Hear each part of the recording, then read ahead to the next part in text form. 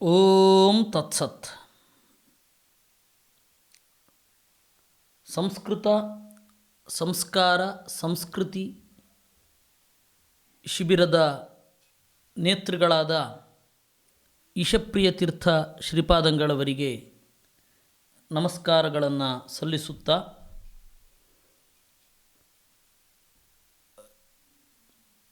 ಕೃಷ್ಣರಾಜ ಕುತ್ಪಾಡಿಯವರು ನನಗೆ ಸೂಚಿಸಿದ ವಿಷಯ ಮತಗಳು ಮತ್ತು ಸಾಮಾಜಿಕ ಸುಧಾರಣೆ ಅಂತ. ಆ ವಿಚಾರದ ಬಗ್ಗೆ ಮಾತನಾಡಬೇಕು.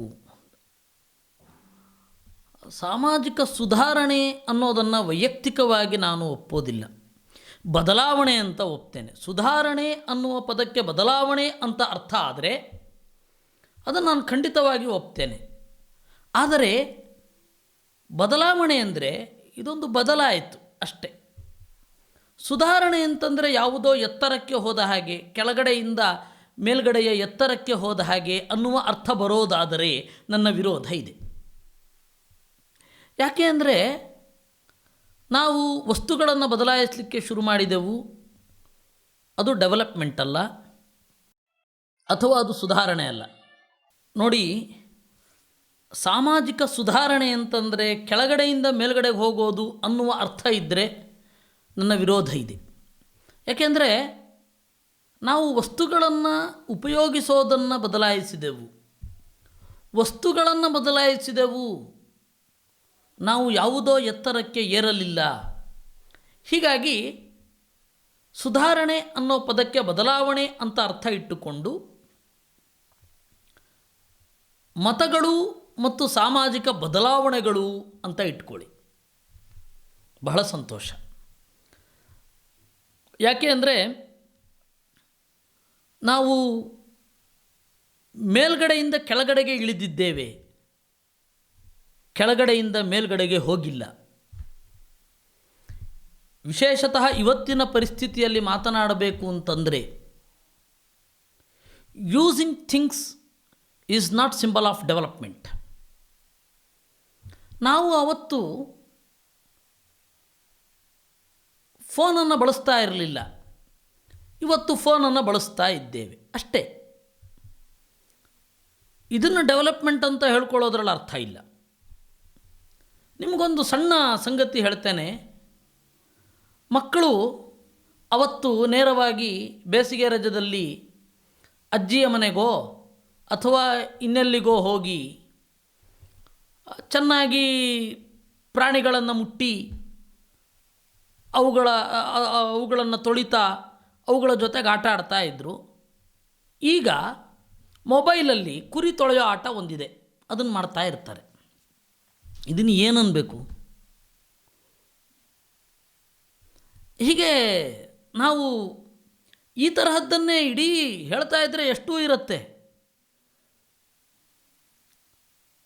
ಅವತ್ತಿನ ನಮ್ಮ ಮಗು ಭಾರತದ ಹಿನ್ನೆಲೆಯಲ್ಲಿ ಹೇಳ್ತಾ ಇತ್ತು, ಹುಯ್ಯೋ ಹುಯ್ಯೋ ಮಳೆರಾಯ ಬಾಳೆಯ ತೋಟಕ್ಕೆ ನೀರಿಲ್ಲ ಅಂತ.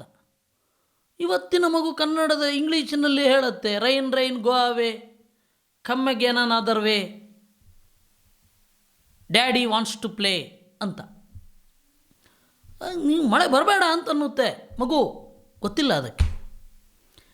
ತರೀಕೆರೆ ಏರಿನೇ ನೋಡಿರಲ್ಲ ರೀ ನಮ್ಮ ಮಗು, London bridge is falling way ಅನ್ನತ್ತೆ. ತೊಗೊಂಡೇನು ಮಾಡೋಣ? ಯಾವುದೋ ಲಂಡನ್ನಿನ, ದೂರದ ಲಂಡನ್ನಿನ ಇದು ಸೇತುವೆ ಮುರಿದು ಬಿದ್ದರೆ ನಮ್ಮ ಮಗುಗೇನಾಗಬೇಕು?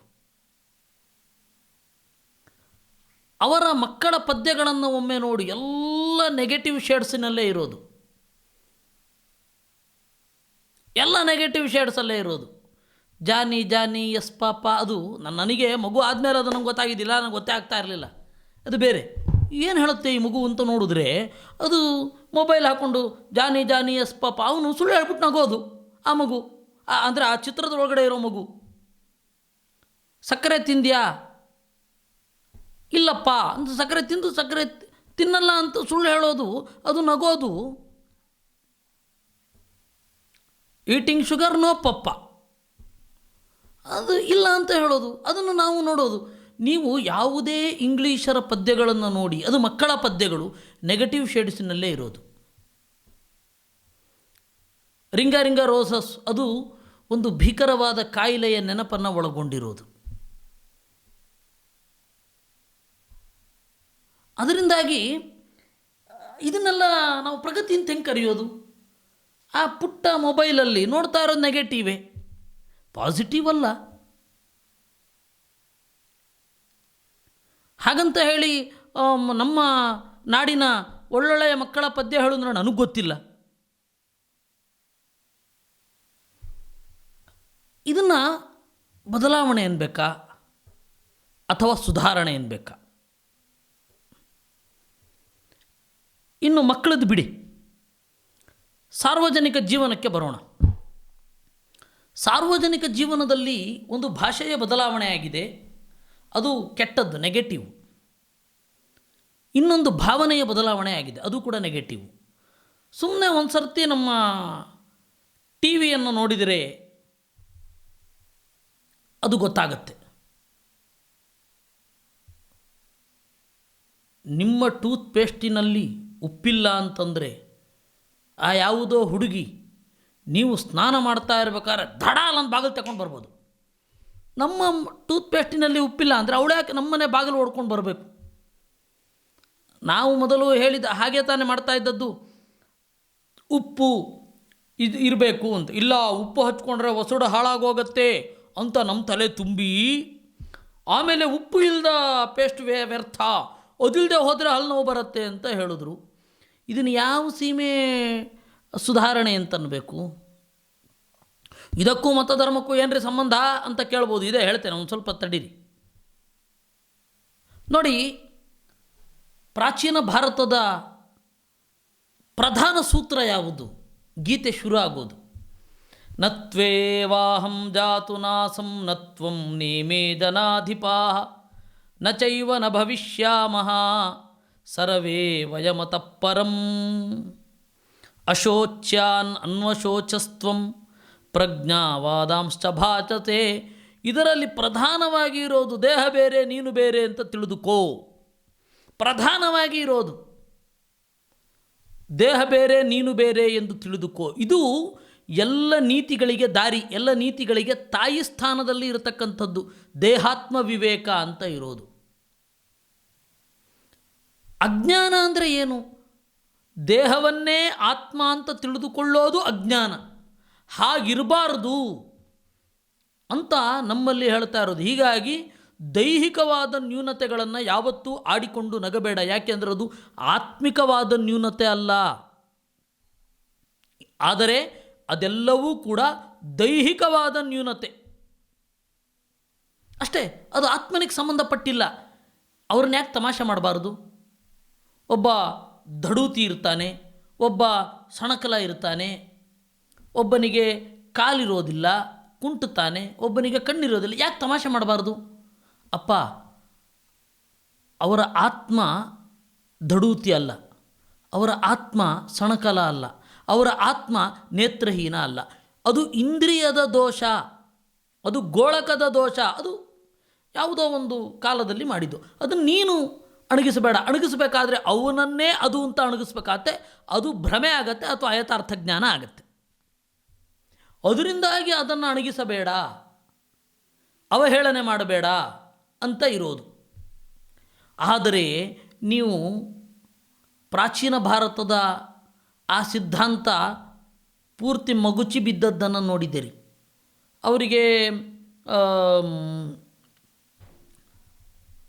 ಈ ಅಬ್ರಾಮಿಕ್ ರಿಲಿಜನ್ಗಳು ಯಾವುದಿದೆ, ಇಡೀ ಪಾಶ್ಚಾತ್ಯರ ತುಂಬ ಹರಡಿರುವಂಥದ್ದು, ದೇಹಕ್ಕೂ ಆತ್ಮನಿಗೂ ಭೇದ ಇಲ್ಲ. ಹೀಗಾಗಿ ರಿಪ್ ಅಂತ ಕಳಿಸ್ತಾರೆ, ರೆಸ್ಟ್ ಇನ್ ಪೀಸ್. ಅವನು ಅಲ್ಲಿಯೂ ತನಕ ಕೆಳಗಡೆ ಮಲಗಿರ್ತಾನೆ. ಇವ್ರ ಪ್ರಕಾರ ಪುನರುತ್ಥಾನದ ದಿನದವರೆಗೂ ಅವನು ಕೆಳಗಡೆ ಮಲಗಿರ್ತಾನೆ. ದೇವರು ಯಾವತ್ತೋ ಒಂದು ದಿವಸ ಎಲ್ಲರನ್ನ ಮೇಲುಗಡೆ ಎಬ್ಬಿಸ್ತಾನೆ, ಅವನು ಹಾಗೇ ಎದ್ದು ಬರ್ತಾನೆ. ಅಲ್ಲಿಯೂ ತನಕ ಕೆಳಗಡೆ ಮಲಗಿರ್ತಾನೆ ಅಂತ ಇವ್ರ ಭ್ರಮೆ.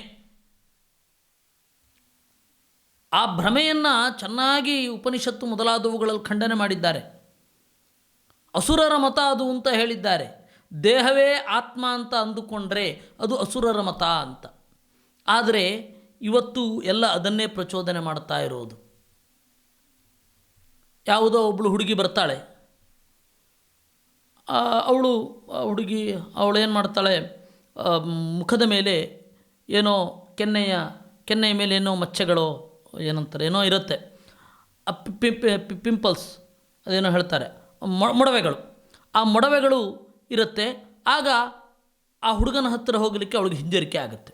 ಆ ಹುಡುಗನೂ ಅವಳನ್ನು ದೂರ ತಳ್ತಾನೆ. ಇವರು ಕೊಟ್ಟ ಯಾವುದೋ ಒಂದು ಲೇಪನೆ ಹಚ್ಕೊಂಡು ಕೂಡಲೇ ಅದು ಹೋಗುತ್ತೆ. ಆಗ ಆ ಹುಡುಗ ಹತ್ತಿರ ಬರ್ತಾನೆ, ಅವಳು ಆನಂದ ಪಡ್ತಾಳೆ. ಇದು ದೇಹ ಪ್ರಧಾನವಾದ ಸಂಸ್ಕೃತಿಯನ್ನು ಪೋಷಿಸ್ತಾ ಇರೋದು. ಅದು ಪ್ರಾಚೀನ ಭಾರತದ ಸಿದ್ಧಾಂತವನ್ನು ಒಪ್ಪಿಕೊಂಡ್ರೆ ಅದನ್ನು ಒಪ್ಕೊಳ್ಬಾರದು.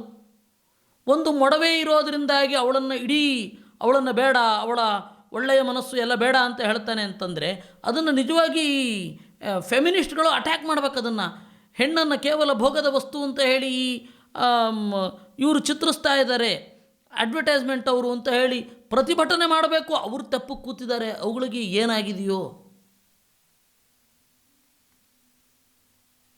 ಇನ್ನು ಯಾವುದೋ ಒಂದು ಎಣ್ಣೆ ಹಚ್ಚಿಕೊಂಡ್ರೆ, ಯಾವುದೋ ಒಂದು ಶಾಂಪು ಹಚ್ಕೊಂಡ್ರೆ ಲಕಲಕ ಅಂತ ಇರುತ್ತೆ, ಏನು ಮೈಕಾಂತಿಯೆಲ್ಲ ಮುಖದಲ್ಲಿ ತೋರ್ತಾ ಇದೆ ಅಂತ ಬೇರೆ, ಇಡೀ ದೇಹದ ಕಾಂತಿ ಮುಖದಲ್ಲಿ ತೋರ್ತಾ ಇದೆ ಅಂತ ಹೇಳಿ ಆ ತರಹದ ಅಡ್ವರ್ಟೈಸ್ಮೆಂಟ್ಗಳನ್ನೆಲ್ಲ ನಾವು ಇವತ್ತು ನೋಡ್ತಾ ಇದ್ದೇವೆ. ನಾವು ಅದನ್ನು ಎನ್ಕರೇಜ್ ಮಾಡ್ತಾ ಇದ್ದೇವೆ, ನಾವು ಅದನ್ನು ಪ್ರತಿಭಟನೆ ಮಾಡ್ತಾ ಇಲ್ಲ ಅಂತಂದರೆ ನಾವು ನಮ್ಮ ಮತವನ್ನು ಸರಿಯಾಗಿ ತಿಳಿದುಕೊಂಡಿಲ್ಲ, ಪ್ರಾಚೀನ ಭಾರತದ ಮತವನ್ನು ತಿಳ್ಕೊಂಡಿಲ್ಲ ಅಂತಾಯಿತು. ನಾನು ನೆಗೆಟಿವ್ ಮಾತ್ರ ಹೇಳ್ತೀನಿ ಅಂತ ಅಂದ್ಕೊಳ್ಬೇಡಿ, ಪಾಸಿಟಿವ್ ಆದದ್ದನ್ನು ಹೇಳ್ತೇನೆ ನಾನು. ಪ್ರಿಂಟಿಂಗ್ ಟೆಕ್ನಾಲಜಿ ಬಂದದ್ದೇ ಕ್ರಿಶ್ಚಿಯನ್ನರು ಮತಾಂತರ ಮಾಡಿಕೊಳ್ಳುವ ಸಲುವಾಗಿ ಆ ಲೋಕಲ್ ಭಾಷೆಗಳನ್ನು ಕಲಿತಾ ಹೋದರು. ತಮಿಳಿನಲ್ಲಿ ಮೊದಲು ಕೆಲಸವನ್ನು ಶುರು ಮಾಡಿದವ ಕಾಲ್ಡ್ವೆಲ್ ಅನ್ನುವ ಪಾದ್ರಿ, ಕನ್ನಡದಲ್ಲಿ ಫರ್ಡಿನೆಂಡ್ ಕಿಟ್ಟಲ್. ಅವರು ತಮ್ಮ ಮತವನ್ನು ಕನ್ನಡ ನಾಡಿನವರಿಗೋ ತಮಿಳುನಾಡಿನವರಿಗೋ ಅರ್ಥ ಮಾಡಿಸ್ಲಿಕ್ಕಾಗಿ ಅವರು ಕನ್ನಡ ಕಲಿತರು, ತಮಿಳು ಕಲಿತರು. ಕಲಿಬೇಕಾದ್ರೆ ಒಂದು ಒಳ್ಳೆಯ ಪ್ರಯೋಜನ ಆಯಿತು. ಯಾಕೆಂದರೆ ಫರ್ಡಿನೆಂಡ್ ಕಿಟ್ಟಲ್ ಆ ಕೋಶ ನೋಡಿದ್ರೆ ಗಾಬರಿ ಆಗುತ್ತೆ. ಆ ತರಹದ ಒಂದು ಕೋಶದ ಸಂಪಾದನೆ ಉಂಟಲ್ಲ, ಅದು ಸಾಮಾನ್ಯದ ಕೆಲಸ ಅಲ್ಲ. ಕಿಟ್ಟಲ್ರವರ ಗಾದೆಗಳ ಕೋಶ ಒಂದು ನೋಡಬೇಕು, ಏನು ಅದ್ಭುತವಾದ ಗಾದೆಗಳೆಲ್ಲ ಇದೆ. ಆ ಗಾದೆಗಳು ಕನ್ನಡ ನಾಡಿನ ಜನರ ಮನಸ್ಥಿತಿಯನ್ನು ತಿಳಿಸುವಷ್ಟು, ಅಂದರೆ ಎಷ್ಟೋ ಶತಮಾನದ ಹಿಂದೆ, 7-8 ಶತಮಾನದ ಹಿಂದೆ ಕನ್ನಡದವರು ಹೇಗೆ ಯೋಚನೆ ಮಾಡ್ತಾಯಿದ್ರು, 5 ಶತಮಾನದ ಹಿಂದೆ ಕನ್ನಡದವರು ಹೇಗೆ ಯೋಚನೆ ಮಾಡ್ತಾಯಿದ್ರು ಅನ್ನೋದನ್ನು ಹೇಳುವಂತಹ ಗಾದೆಗಳು ಎಲ್ಲ ಇದೆ. ಆ ಕೆಲಸ ಎಲ್ಲ ಬಹಳ ದೊಡ್ಡದು. ಮೊದಲು ಆ ಬೈಬಲ್ನ ಟ್ರಾನ್ಸ್ಲೇಟ್ ಮಾಡಲಿಕ್ಕಾಗಿ ಅವರು ಅಚ್ಚುಮೊಳೆ ಮೊದಲಾದವುಗಳನ್ನು ಕನ್ನಡದಲ್ಲಿ ತಂದರು. ಪ್ರಿಂಟಿಂಗ್ ಟೆಕ್ನಾಲಜಿ ಶುರು ಆಗಿದ್ದು ಹಾಗೆ. ನಾವು ಬಳಸ್ಕೊಳ್ಳಿಕ್ಕೆ ಶುರು ಮಾಡ್ತಾ ಇರೋದು. ಮೊದಲು ನಮ್ಮಲ್ಲಿರಲಿಲ್ಲ, ಮುಂಬೈಯಲ್ಲಿ ಒಂದೇ ಕಡೆ ಇತ್ತು. ನಾನು ನನ್ನ ಮಿತ್ರರಲ್ಲೆಲ್ಲ ಹಂಚಿಕೊಳ್ತಾ ಇರ್ತೇನೆ. ಬಹಳ ಕಷ್ಟಪಟ್ಟವರು ಹರಿದಾಸ ಸಾಹಿತ್ಯದ ಒಂದು ಮುದ್ರಣಕ್ಕಾಗಿ ಗೊರಬಾಳ ಹನುಮಂತರಾಯರು, ಹಾಗೆ ಸಂಸ್ಕೃತ ಸಾಹಿತ್ಯವನ್ನು ಮುದ್ರಿಸಲಿಕ್ಕಾಗಿ ಅವತ್ತಿನ ಕಾಲದಲ್ಲಿ ಕಷ್ಟಪಟ್ಟವರು ಟಿ.ಆರ್. ಕೃಷ್ಣಾಚಾರ್ಯರು ಮತ್ತು ವ್ಯಾಸಾಚಾರ್ಯರು, ಟಿ.ಆರ್. ವ್ಯಾಸಾಚಾರ್ಯರು ಅಂತ. ಅವರು ಒಂದೊಂದನ್ನು ಕರೆಕ್ಷನ್ ಮಾಡಲಿಕ್ಕೆ, ಅವತ್ತು ಇಡೀ ದಕ್ಷಿಣ ಭಾರತದಲ್ಲಿ ಪ್ರಿಂಟಿಂಗ್ ಪ್ರೆಸ್ ಇರಲಿಲ್ಲ. ಪ್ರಿಂಟಿಂಗ್ ಪ್ರೆಸ್ಗಾಗಿ ಮುಂಬೈಗೆ ಹೋಗಿ ಬರಬೇಕಾಗ್ತಾ ಇತ್ತು. ಹೋಗಿ ಅಲ್ಲಿ ಕರಡಚ್ಚು ತಿದ್ದಿ ಬರಬೇಕಾಗ್ತಾ ಇತ್ತು. ಆವಾಗ ಕಲ್ಲಚ್ಚು ಪ್ರಿಂಟ್ ಅಂತ ಹೇಳ್ತಾ ಇದ್ರು. ಈಗಿನ ತರಹ ಸುಖವಾಗಿ DTP ಅಲ್ಲ, ಅಚ್ಚು ಮೊಳೆಗಳನ್ನು ಜೋಡಿಸ್ಬೇಕಾಗ್ತಾ ಇತ್ತು. ಆ ಕಾಲದಿಂದ ಈ ಕಾಲದವರೆಗೂ ನಾವಿವತ್ತು ಸುಖವಾಗಿ ಇದ್ದೇವೆ. ಆ ಕಾಲದಲ್ಲಿ ಬಹಳ ಕಷ್ಟಪಟ್ಟಿದ್ದಾರೆ ಅವರು. ಮೊದಲು ಬೈಬಲ್ನ ಅನುವಾದ ಮಾಡಬೇಕಾದ್ರೆ ಮಿಸ್ಟರ್ ಬೂನ್ ವರದಪ್ಪನವರು, ಬ್ಯಾಪ್ಟಿಸ್ಟ್ ಅಭಿಷೇಕಪ್ಪನವರು ಅಥವಾ ಸ್ನಾನಪ್ಪನವರು ಅಂತ, ಅಂದರೆ ಭಾಷೆಯ ಪ್ರಾಥಮಿಕವಾದ ಅನುವಾದ ಇಲ್ಲಿಂದ ಶುರುವಾಗಿತ್ತು.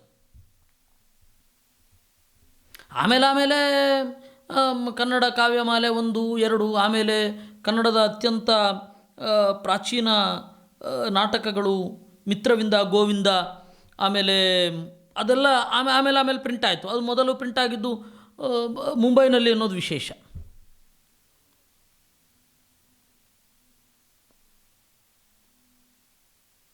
ಇಗ್ಗುತ್ತಪ್ಪ ಹೆಗ್ಗಡೆಯ ವಿವಾಹ ಪ್ರಹಸನ ಅಂತ ಹೇಳಿ ಅದೆಲ್ಲ ಮೊದಲು ಇದ್ದ ನಾಟಕಗಳು. ಆಮೇಲೆ ಬಿ ವೆಂಕಟಾಚಾರ್ಯರ ಕಾದಂಬರಿ ಇಂದಿರಾ, ಮೊಟ್ಟ ಮೊದಲ ಕಾದಂಬರಿ. ಗುಲ್ವಾಡಿ ವೆಂಕಟರಾಯರ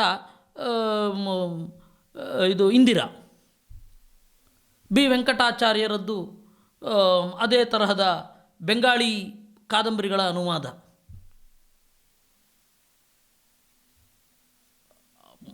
ಆ ರೀತಿ ಮೊಟ್ಟ ಮೊದಲು ಕಾದಂಬರಿ ಬರೆದವರು ಕನ್ನಡದಲ್ಲಿ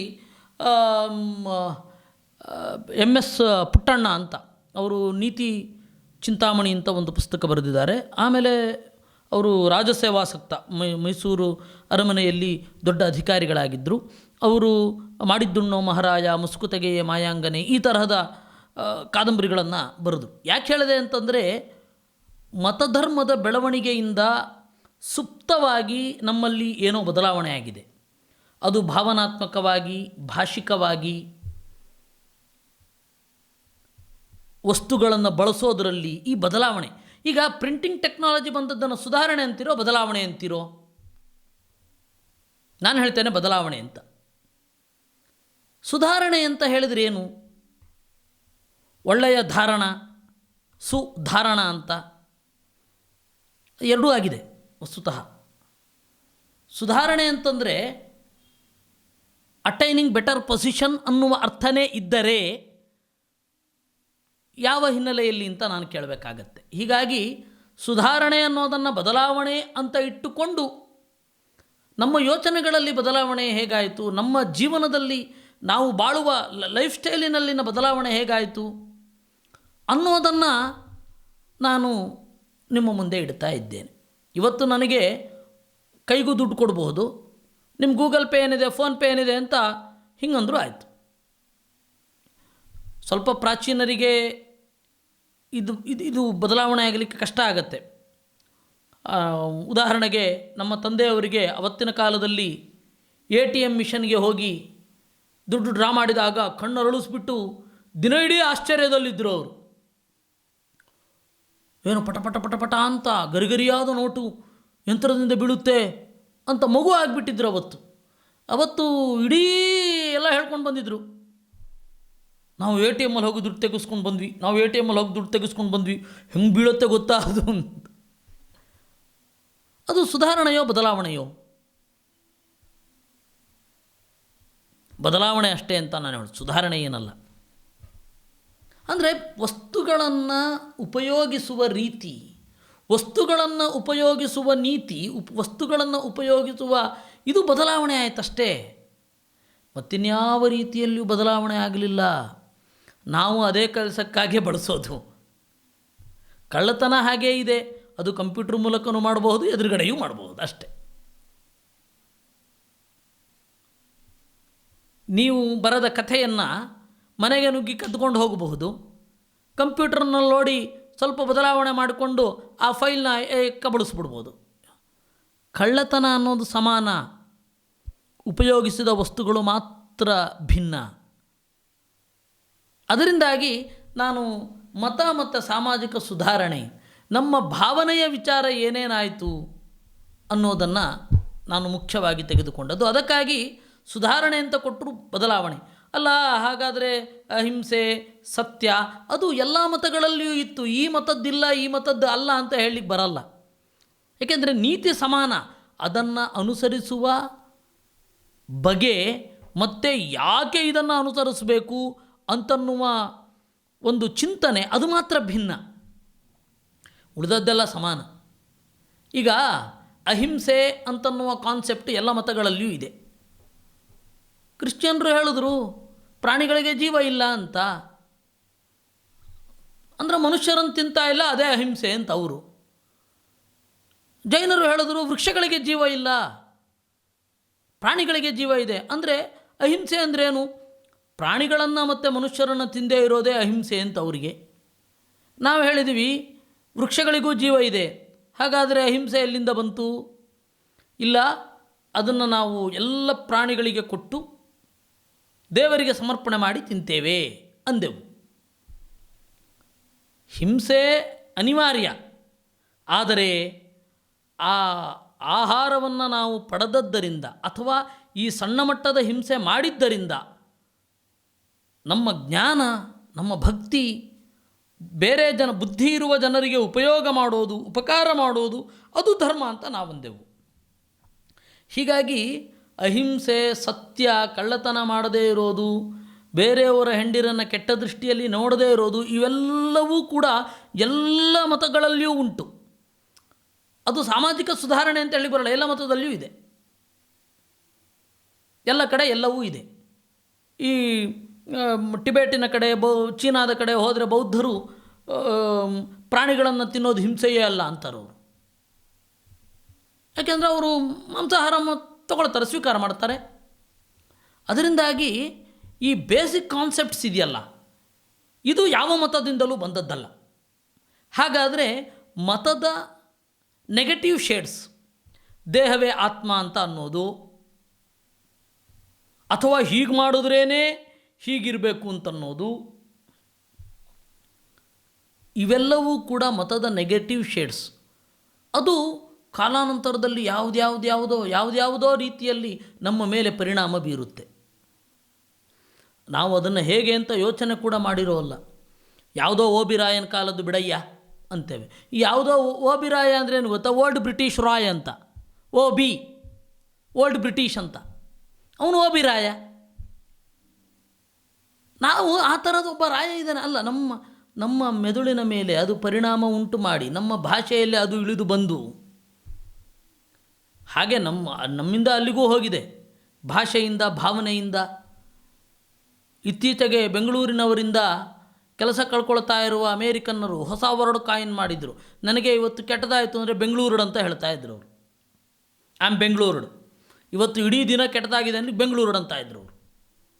ಬೆಂಗಳೂರಿನ ಪದವನ್ನು ಕೆಟ್ಟದ್ದು ಅನ್ನೋದಕ್ಕೆ ಕಾಯಿನ್ ಮಾಡಿದರು. ಹಾಗೆ ಹಳ್ಳಿಯವರು ತೀರಾ ಅಶ್ಲೀಲದ ರೀತಿಯಲ್ಲಿರ್ತಾರೆ, ಗ್ರಾಮ್ಯ ಅಂತ ನಗರದವರು ಅಂದರು. ನಗರದವರು ಮೋಸ ಮಾಡ್ತಾರೆ, ಹೀಗಾಗಿ ನಾಗರಿಕಿ ರೀತಿ ಅಂತ. ನಾಗರಿಕ ಅಂತಂದರೆ ಕಳ್ಳ, ಮೋಸಗಾರ, ನಯವಾದ ಮಾತುಗಳಿಂದ ವಂಚಿಸುವವ ಅಂತ ಅರ್ಥ ಇದೆ. ಇದು ಎಲ್ಲವೂ ಕೂಡ ಈ ತರಹದ ನೆಗೆಟಿವ್ ಎಫೆಕ್ಟ್ಸ್, ಅದನ್ನು ಹೇಳಬೇಕಿದೆ. ಯಾಕೆಂದರೆ ಪಾಸಿಟಿವ್ ಆಗಿರೋದು ಯಾವುದಿದೆ ಅದು ಅತ್ಯಂತ ಅಲ್ಪ. ಇಂಗ್ಲೀಷ್ ನಮ್ಮ ಮೇಲೆ ದಾಳಿ ಮಾಡಿದ್ದರಿಂದಾಗಿ ನಾವು ಯಾವ ತಪ್ಪು ಕಲ್ಪನೆಗಳನ್ನು ಬೆಳೆಸಿಕೊಂಡೆವು. ಭಾಷೆ ಅನ್ನೋದು ದೊಡ್ಡಸ್ತಿಕೆಯ ಸಂಕೇತ ಅಂತ ಅಂದುಕೊಳ್ಳೋದು. ಈ ಗುರು ರಾಮಸ್ವಾಮಿ ಅಯ್ಯಂಗಾರರು ಒಂದು ಜೋಕ್ ಹೇಳ್ತಾರೆ ಅವರ ಕೃತಿಗಳಲ್ಲಿ. ಅವ್ರು ಕೇಳದಂತೆ, ಏನು ಓದ್ತಾ ಇದ್ರಿ? ಇಂಗ್ಲೀಷ್ ಓದ್ತಾ ಇದ್ದೇನೆ. ಹೌದಾ? 13 ಅನ್ಲಿಕ್ಕೆ ಇಂಗ್ಲೀಷಲ್ಲೇನು? 13. ಹೌದಾ, ಸರಿ. ಇಂಗ್ಲೀಷಿನ ಆ 13 ಅಂತಂದರೆ ಕನ್ನಡದಲ್ಲೇನು? 13. ಹಾಗಾದರೆ ಇಲ್ಲೂ 13, ಅಲ್ಲೂ 13, ಇಂಗ್ಲೀಷೇ ಗ್ರೇಟು ಅಂತ ಕೇಳದಂಥವನು. ಗುರು ರಾಮಸ್ವಾಮಿ ಅಯ್ಯಂಗಾರ್ ಬರೀತಾರೆ. ಅಂದರೆ ಭಾಷೆ ಅನ್ನೋದು ಭಾವನೆಗಳನ್ನು ಹೊರಗೆಡೋಕ್ಕೆ ಇರತಕ್ಕಂತಹ ಒಂದು ಮಾಧ್ಯಮ ಅಷ್ಟೇ ವಿನಃ ಅದು ಯಾವುದೋ ಒಂದು ಸುಪೀರಿಯರ್ ಕ್ವಾಲಿಟಿಯನ್ನು ನಮಗೆ ತಂದು ಕೊಡೋಲ್ಲ ಅನ್ನೋದು ನಮ್ಮ ಎಚ್ಚರಕ್ಕೆ ಬರಬೇಕಿತ್ತು. ಆದರೆ ನಾವು ಅದನ್ನು ತಪ್ಪಾಗಿ ಅರ್ಥೈಸಿಕೊಂಡು ಹೋದೆವು. ಆ ಭಾಷೆ ಅಂತನ್ನೋದು ದೊಡ್ಡಸ್ತಿಕೆ ಅಂತ. ಭಾಷೆ ಏಕೆಂದರೆ ಸಂಸ್ಕೃತದಲ್ಲಿ ಅಶ್ಲೀಲವಾಗಿ ಮಾತನಾಡಲಿಕ್ಕೆ ಬರಲ್ವಾ? ಬರುತ್ತೆ.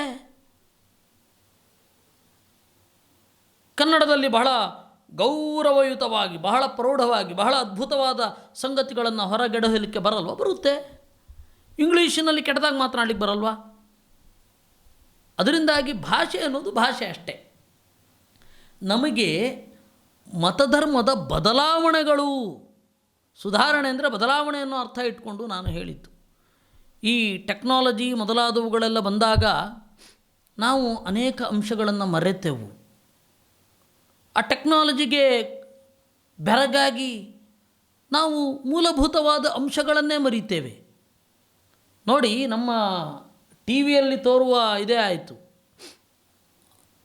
ಪಾನೀಯವನ್ನು ಕುಡಿಯೋದು ಏಕಾಗಿ, ಬಾಯಾರಿಕೆ ತಣಿಯುವುದಕ್ಕಾಗಿ, ಹುಚ್ಚುಚ್ಚಾಗಿ ಆಡೋದಕ್ಕಲ್ಲ. ನೀವು ಇದನ್ನು ಕುಡೀರಿ ಹುಚ್ಚುಚ್ಚಾಗಿ ಆಡ್ತೀರಾ, ನೀವು ಇದನ್ನು ಕುಡೀರಿ ಮೈ ಮರೆತು ಹೋಗ್ತೀರಾ, ಇದನ್ನು ತಿನ್ನಿರಿ ಮುಟ್ಟಾಳ್ರಾಗ್ತೀರಾ, ಇವುಗಳೆಲ್ಲ ಬೇಕಾ ನಮಗೆ? ಈ ಚಾಕೊಲೇಟು ಯಾವುದೋ ಚಾಕ್ಲೇಟ್ 5 ಸ್ಟಾರ್ಸ್ 5 ಸ್ಟಾರ್ಸ್ ಆ ಚಾಕ್ಲೇಟನ್ನು ತಿನ್ನಿರಿ ಜಗತ್ತೇ ಮರ್ತೋಗ್ಬಿಡ್ತೀರಾ. ಯಾಕೆ ಬೇಕು ಇಂಥದ್ದು ನಮಗೆ?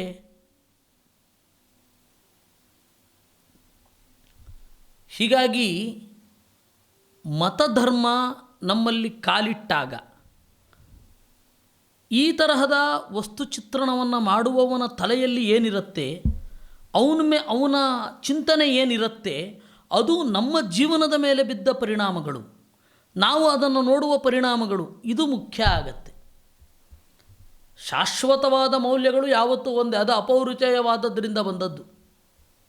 ಅದು ಪೌರುಷೇಯ ಆಗಿದ್ದಿದ್ದರೆ, ಯಾರೋ ಒಬ್ಬ ಕಾನೂನಿನ ಮೂಲಕ ಅದನ್ನು ತಂದಿದ್ದರೆ ಎಷ್ಟೋ ಬದಲಾವಣೆ ಆಗಬೇಕಿತ್ತು. ಎಲ್ಲ ಮತಶಾಸ್ತ್ರಗಳು ಕೂಡ ಸುಳ್ಳು ಹೇಳಬೇಡ, ಸತ್ಯವನ್ನು ಹೇಳು ಅಂತಲೇ ಹೇಳ್ತಾವಲ್ವಾ. ಅದರಿಂದಾಗಿ ನಾವು ಅದನ್ನು ದಾಟಿ ಯೋಚನೆ ಮಾಡಬೇಕಿದೆ. ಸುಧಾರಣೆ ಅಂತನ್ನುವ ಪದ ಬಳಸಬೇಕೇ, ಬದಲಾವಣೆ ಅಂತ ನಾವು ಚಿಂತನೆ ಮಾಡಬೇಕೆ, ಸುಧಾರಣೆ = ಬದಲಾವಣೆ ಅಂತ ಚಿಂತನೆ ಮಾಡಬೇಕೆ. ಧಾರಣ ಅಂದರೆ ನಾವು ಹಿಡಿದುಕೊಳ್ಳೋದು, ಸುಧಾರಣಾ ಅಂದರೆ ಒಳ್ಳೆಯ ರೀತಿಯಲ್ಲಿ ಹಿಡ್ಕೊಳ್ಳೋದು ಅಂತ, ಒಳ್ಳೆಯ ವಸ್ತುಗಳನ್ನು ಗ್ರಹಿಸೋದು ಅನ್ನುವ ಅರ್ಥ ಆಗತ್ತೆ. ನೋಡಿ, ಒಂದು ಭೌಗೋಳಿಕ ಹಿನ್ನೆಲೆಯಲ್ಲಿ ಒಂದೊಂದು ವಿಚಾರವನ್ನು ಯಾವ ರೀತಿ ನೋಡ್ತಾನೆ ಅನ್ನೋದಕ್ಕೆ ಒಂದು ಒಳ್ಳೆಯ ಉದಾಹರಣೆ ಟ್ಯಾಮರಿಂಡ್. ಟ್ಯಾಮರಿಂಡ್ ಅಂತ ಒಂದು ಪದ ಇದೆ, ಹುಣಸೆ ಹಣ್ಣು ಅಂತ. ಅವನು ವಿದೇಶದವ, ಈ ಅರಬ್ ದೇಶದವ ಬಂದ, ಇಲ್ಲಿಗೆ ಬಂದ, ಇಲ್ಲಿಯ ಹುಣಸೆ ಹಣ್ಣುಗಳನ್ನು ನೋಡಿದ. ಅವನಿಗೆ ಖರ್ಜೂರದ ನೆನಪಾಯಿತು, ಖರ್ಜೂರವು ಹೀಗೆ ಇರುತ್ತೆ ಅಂತ. ತಿಂದ, ಹುಳಿಯಾಗಿ ಇದೆ. ನಮ್ಮ ದೇಶದ ಖರ್ಜೂರ ಸಿಹಿಯಾಗಿದೆ, ಈ ದೇಶದ ಖರ್ಜೂರ ಹುಳಿಯಾಗಿ ಇದೆ. ತಮರ್ ಈ ಹಿಂದ್ ಅಂತ ಹೇಳಿದ್ದು. ತಮರ್ ಅಂದರೆ ಖರ್ಜೂರ, ಈ ಅಂದರೆ ಆಫ್ ಅನ್ನುವ ಅರ್ಥ. ಹಿಂದ್ ಅಂತ ಹೇಳಿದ್ರೆ ಹಿಂದೂ ದೇಶದ ಖರ್ಜೂರ ಇದು ಅಂದ. ಇಂಗ್ಲೀಷಿನವರಿಗೆ ಆ ಪದ ಇರಲಿಲ್ಲ, ಟ್ಯಾಮರಿಂಡ್ ಮಾಡಿದ್ರು. ಮಾವು ಅಲ್ಲಿತ್ತು ಅಂತ ಅಂದ್ಕೊಂಡಿದ್ರೆ ನೀವು, ಮ್ಯಾಂಗೋ ಆಗಿದ್ದು. ಈ ತರಹದ ಎಷ್ಟು ಉದಾಹರಣೆಗಳಿದೆ. ಅವರು ಅವರ ಹಿನ್ನೆಲೆಯಲ್ಲಿ ನೋಡ್ತಾರೆ. ಇದು ನಾನು ದೈನಂದಿನ ದಿನ ಬಳಕೆಯಲ್ಲಿ ಮಾತನಾಡ್ತಾ ಇರೋದು. ಈ ರೀತಿ ನಾವು ಇನ್ನೊಂದು ಸ್ವಲ್ಪ ಮೇಲ್ಗಡೆಗೆ ಹೋದರೆ ಪೊಲಿಟಿಕಲಿ ಲೆಫ್ಟಿಸ್ಟು ರೈಟಿಸ್ಟು. ಏನದು ಲೆಫ್ಟಿಸ್ಟು ರೈಟಿಸ್ಟು? ಲೆಫ್ಟಿಸ್ಟು ಅಂತ ಏನು ಎಡಗೈಯನ್ನು ಜಾಸ್ತಿ ಬಳಸೋಲ್ಲ, ರೈಟಿಸ್ಟ್ ಆದವನು ಎಡಗೈನಲ್ಲೂ ಬರೆಯಬಲ್ಲ.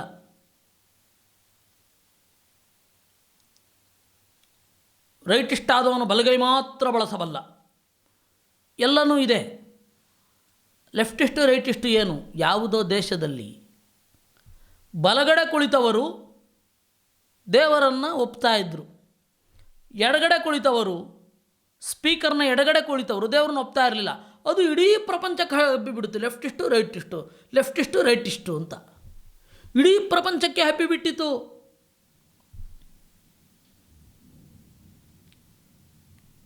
ಪೊಲಿಟಿಕಲಿ ಅದೇ ಸಮಸ್ಯೆ.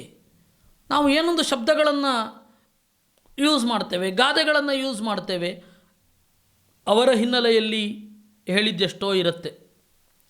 ನಮ್ಮ ಸಂದರ್ಭಕ್ಕೆ ಅದು ಒಗ್ಗದೇ ಇರೋದೇ ಆಗಿರುತ್ತೆ. ಸೋಷಿಯಲಿಸಮ್ ಆಗಿರಬಹುದು, ಕಮ್ಯುನಿಸಮ್ ಆಗಿರಬಹುದು, ಪ್ರೀಸ್ಟಿಸಮ್ ಆಗಿರಬಹುದು, ಕಲೋನಲಿಸಮ್ ಆಗಿರಬಹುದು. ಅದು ಯಾವುದು ನಮ್ಮ ದೇಶಕ್ಕೆ ಒಗ್ಗದೇ ಇರತಕ್ಕಂತಹ ಸಂಗತಿಗಳು. ನಾವು ಅದರ ಬಗ್ಗೆ ಭಾರಿ ಇನ್ಫ್ಲುಯೆನ್ಸ್ ಆಗೋಗಿದ್ದೇವೆ. ನೋಡಿ, ಅವತ್ತು ಕ್ರಿಶ್ಚಿಯನ್ ಪ್ರೀಸ್ಟ್ಗಳು ದೊರೆಯನ್ನು ತಮ್ಮ ಕೈಯಲ್ಲಿ ಇಟ್ಟುಕೊಂಡು ಇಡೀ ಜನರನ್ನು ಆಳ್ತಾ ಇದ್ದರು. ನಮ್ಮಲ್ಲಿ ಸನ್ಯಾಸಿಗಳಾಗಲಿ ಋಷಿಗಳಾಗಲಿ ಆ ತರಹ ಮಾಡ್ತಾ ಇರಲಿಲ್ಲ.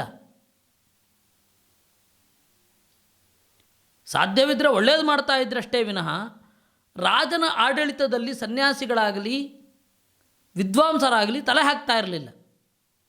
ಅವನು ಕೆಟ್ಟವರನ್ನು ಶಿಕ್ಷಣ ಮಾಡೋದು, ಒಳ್ಳೆಯವರನ್ನು ರಕ್ಷಣೆ ಮಾಡೋದು ಅದು ಅವನ ಜವಾಬ್ದಾರಿ, ಅವನು ಮಾಡ್ತಾನೆ. ಅವನು ತೀರಾ ತಪ್ಪಿದಾಗ ಅವನಿಗೆ ಉಪದೇಶ ಮಾಡ್ತಾ ಇದ್ರಷ್ಟೇ ವಿನಃ ಒಳನುಗ್ಗಿ ಕಿಚನ್ ಕ್ಯಾಬಿನೆಟ್ ರೀತಿಯಲ್ಲಿ ನಡ್ಕೋತಾ ಇರಲಿಲ್ಲ. ಆದರೆ ಇಂಗ್ಲೆಂಡಿನಲ್ಲಿ ಚರ್ಚಿನ ಪ್ರೀಸ್ಟ್ಗಳು, ಪಾದ್ರಿಗಳು ಈ ತರಹದ ತಲಹರಟೆ ಮಾಡ್ತಾಯಿದ್ರು. ಆ ಇಂಗ್ಲೆಂಡಿನವರು ಭಾರತಕ್ಕೆ ಬಂದರು. ಭಾರತಕ್ಕೆ ಬಂದು ನೋಡಿದ್ರು, ಅವರ ದೇಶದಲ್ಲಿ ನೋಡಿದ ಪ್ರೀಸ್ಟ್ ಇಲ್ಲಿ ಕಣ್ಣು ಬೀಳಲಿಲ್ಲ. ಮತ್ತೇನು ಮಾಡೋದು? ಆ ಬಡ ಬ್ರಾಹ್ಮಣನ ತಲೆಗೆ ಹಾಕಿದ್ರು. ಅವನು ರಾಜನ ಆಡಳಿತದಲ್ಲಿ ತಲೆಯೇ ಹಾಕ್ತಾ ಇರಲಿಲ್ಲ. ಬ್ರಾಹ್ಮಣಶಾಹಿ ಅಂತ ಶುರು ಮಾಡಿಬಿಟ್ರು, ಪುರೋಹಿತಶಾಹಿ ಅಂತ. ಆ ಪ್ರೀಸ್ಟಿಸಮ್ಗೆ ಸರಿಯಾದ ಪದ ಪುರೋಹಿತಶಾಹಿ. ಎಲ್ಲಿ ಆ ರೀತಿ ಇನ್ಫ್ಲೂಯೆನ್ಸ್ ಮಾಡ್ತಾರೆ? ಪುರೋಹಿತರು ರಾಜನಿಗೆ ಎಲ್ಲಿ ಇನ್ಫ್ಲೂಯೆನ್ಸ್ ಮಾಡ್ತಾರೆ? ಒಂದೊಮ್ಮೆ ಈಗಿನ ಪುರೋಹಿತರು ಈಗಿನ ಮಿನಿಸ್ಟರ್ಗಳ ಮೇಲೆ ಪರಿಣಾಮ ಬೀರ್ತಾರೆ ಅಂದರೆ ಅದು ಯಾವುದೋ ಸಣ್ಣ ಮಟ್ಟದಲ್ಲಿ, ತೀರಾ ದೊಡ್ಡ ಮಟ್ಟದಲ್ಲಿ ಕಾಯ್ದೆಯನ್ನು ರೂಪಿಸೋದರಲ್ಲಿ ಅಲ್ವೇ ಅಲ್ಲ, ಕಾಯ್ದೆಯನ್ನು ಬದಲಾಯಿಸೋದರಲ್ಲಿ ಅಲ್ವೇ ಅಲ್ಲ. ಅವರು ಬಂದರು, ಇದನ್ನು ಹೇಳಿಬಿಟ್ರು. ಸರಿ, ಇವರು ಕಿರ್ಚಾಡ್ಲಿಕ್ಕೆ ಶುರು ಮಾಡಿದ್ರು. ಫೆಮಿನಿಸಮ್ಮು, ಮೇಲ್ ಶೆಮಿನಿಸಮ್ಮು ಇದು ಯಾವುದು ನಮ್ಮದಲ್ಲ. ನಾವು ಪುರುಷ ಪ್ರಧಾನವಾದಿಗಳೂ ಅಲ್ಲ, ಸ್ತ್ರೀ ಪ್ರಧಾನವಾದಿಗಳೂ ಅಲ್ಲ. ಎಲ್ಲಿ ಸತ್ಯ ಇದೆ ಅಲ್ಲಿ ಒಪ್ಕೊಳ್ಳೋದಷ್ಟೇ, ಎಲ್ಲಿ ತಪ್ಪಿದೆ ಅದನ್ನು ಖಂಡನೆ ಮಾಡೋದಷ್ಟೇ. ಪಾಶ್ಚಾತ್ಯರ ಕನ್ನಡಕ ಹಾಕಿಕೊಂಡು ಇಲ್ಲಿ ಬದಲಾವಣೆಗಳ ಬಗ್ಗೆ, ಸುಧಾರಣೆಗಳ ಬಗ್ಗೆ ಮಾತನಾಡಲಿಕ್ಕೆ ಶುರು ಮಾಡಿದ್ರು. ಆದರೆ ವೈರುಧ್ಯಗಳನ್ನು ನೋಡಿದರೆ ಮತ್ತೆ ಹಾಗೇ ಇದೆ. ಇವರು ಮಾತನಾಡಿದ್ದು ಮಾತ್ರ ನೋಡಿ. ಸುಮ್ಮನೆ ಒಂದು ಸಣ್ಣ ಸಂಗತಿ ಹೇಳ್ತೇನೆ.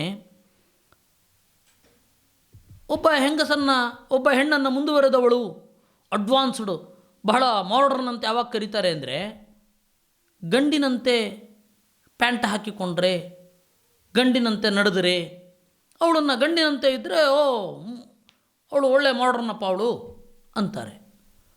ಅದೇ ಒಬ್ಬ ಗಂಡು ಹೆಣ್ಣಿನ ತರಹ ಇದ್ದರೆ ಹೆಣ್ಮಕ್ಕಳೇ ಸೇರಿಸಲ್ಲ ಅವನು.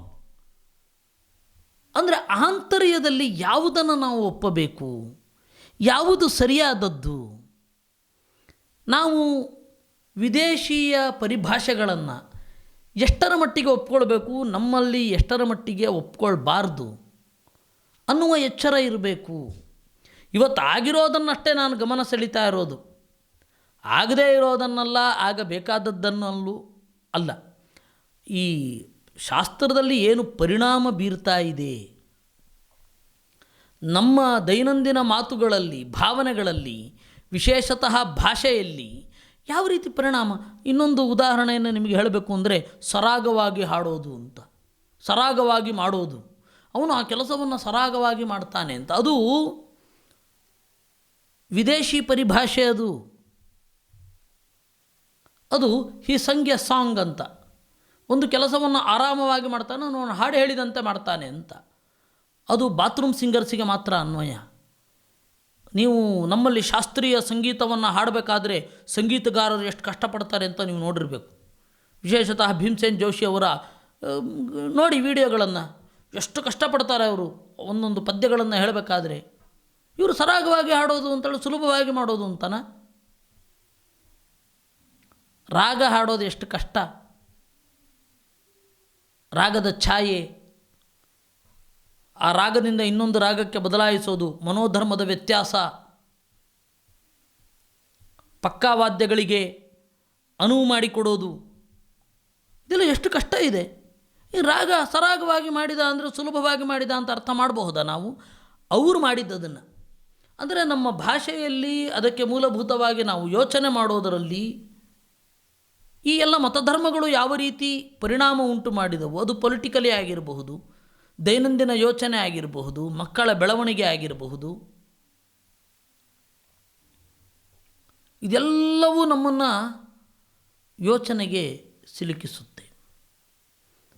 ನಾವು ತೆಗೆದುಕೊಂಡ ಪದಗಳನ್ನು ನೋಡಬೇಕು ನೀವು. ಅಕಾಡೆಮಿ, ಕಾಲೇಜು, ಇವುಗಳು ಯಾವುದು ಮೂಲದಲ್ಲಿ ಒಳ್ಳೆಯ ಅರ್ಥಗಳಿಲ್ಲ. ಯಾವುದು ಮೂಲದಲ್ಲಿ ಒಳ್ಳೆಯ ಅರ್ಥಗಳಿಲ್ಲ. ಸ್ಕೂಲು ಒಳ್ಳೆಯ ಅರ್ಥ ಇಲ್ಲವೇ ಇಲ್ಲ ಅದಕ್ಕೆ. ನೀವು, ನಾನು ಅದೇ ಹೇಳ್ತಾ ಇದ್ದೆ, ಮೊದಲು ಸನ್ಯಾಸಿನಿಯರ ಮಠ ಅಂತ ಹಾಕ್ತಾಯಿದ್ರು ಕಾನ್ವೆಂಟಿಗೆ. ಯಾಕೆ ಅಂದರೆ ಅದು ಮಠ ಅಂದರೆ ಛಾತ್ರಾದಿ ನಿಲಯ ಅಂತ. ಶಾಲಾ ಅಂತ ಹೇಳಿದರೆ ಸುಂದರಿಯರು ಇರುವ ಜಾಗ. ಶಾಲಿನಿ ಅಂದರೆ ಅವರನ್ನು ಆಳಲು ಯೋಗ್ಯಳಾದವಳು. ಶಾಲಾ ಅಂದರೆ ಮನೆ ಕೂಡ ಹೌದು, ಶಾಲಿನಿ ಅಂದರೆ ಹೆಂಡತಿ ಹೌದು. ಯಾಕೆಂತಂದರೆ ಗೃಹಿಣಿ ಅನ್ನುವ ಅರ್ಥದಲ್ಲಿ ಶಾಲಿನಿ ಅಂತ. ಶಾಲಿನಿ ಅಂದ್ರೇ ಹೆಂಡತಿ ಅಂತ, ಅಥವಾ ಶಾಲಿನಿ ಅಂದರೆ ಸ್ತ್ರೀ. ಶಾಲೀನಾ ಅಂದರೆ ಮನೆಯಲ್ಲಿ ಮಾತ್ರ ಇರುವ ಸಂಕೋಚದ ಸ್ವಭಾವದವಳು ಅಂತ. ಈ ಹಿನ್ನೆಲೆಯಲ್ಲಿ ಮತಧರ್ಮಗಳು ಅಲ್ಲಿಂದ ಬಂದಾಗ ನಾವು ಯೋಚನೆ ಮಾಡುವ ರೀತಿಯನ್ನು ಬದಲಾಯಿಸಿದವು. ಅದು ನಮಗೆ ಗೊತ್ತಿಲ್ಲದೆ ನಾವು ಅದನ್ನು ಆಳವಾಗಿ ಯೋಚನೆ ಮಾಡಿದೆ. ಕೆಲವೊಂದು ಅಕ್ಯುರೇಟ್ ಟ್ರಾನ್ಸ್ಲೇಷನ್ ಇದೆ, ಮಾರುಕಟ್ಟೆ ಅಕ್ಯುರೇಟ್ ಟ್ರಾನ್ಸ್ಲೇಷನ್.